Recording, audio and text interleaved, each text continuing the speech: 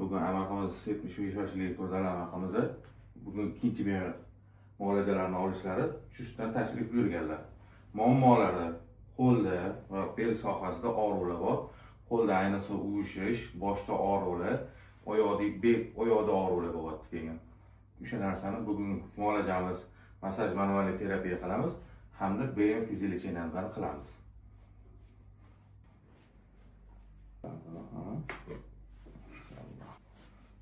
Ko'pgina bemorlarimiz bizdan so'rashadi. Yoshi kattaligi ham qisib bo'ladi. Mana bugun ikkinchi olishlari o'zlarida og'riqlari 50%gacha ketgan. 10 yilkida og'riq juda ham kuchli bo'lyapti. Oldingi safar ko'tara olmadilar ham. Bu safar ancha yaxshi.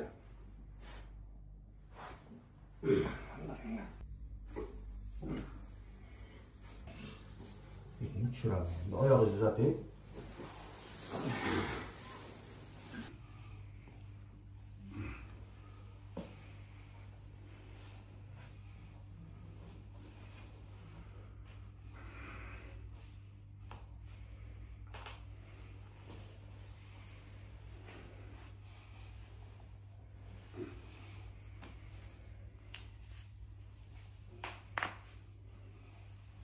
Bexteriya kasali bor insonlarning 3-4 stependasiga qilish mumkin emas. Endi tos sohasi va sedarsli nerv bilan ishlaymiz.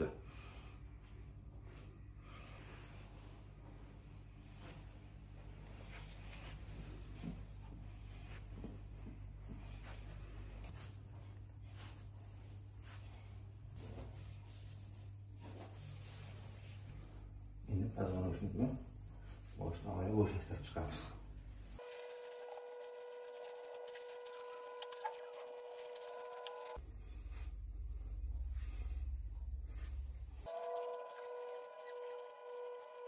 Ularda triggerli tochkalar bo'lsa, muammolar bo'lsa, shularni bo'shashtiramiz.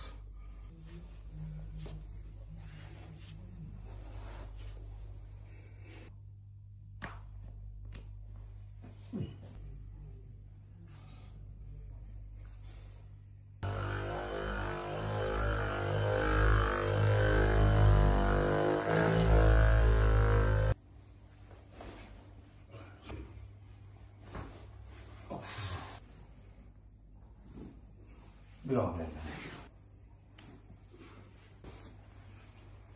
Endi oyoqlarni relaksiya qilib, ozgina cho'zib, muskullarni ishlatamiz. 2, 3, 4, 5. 1, 2, 3, 4, 5.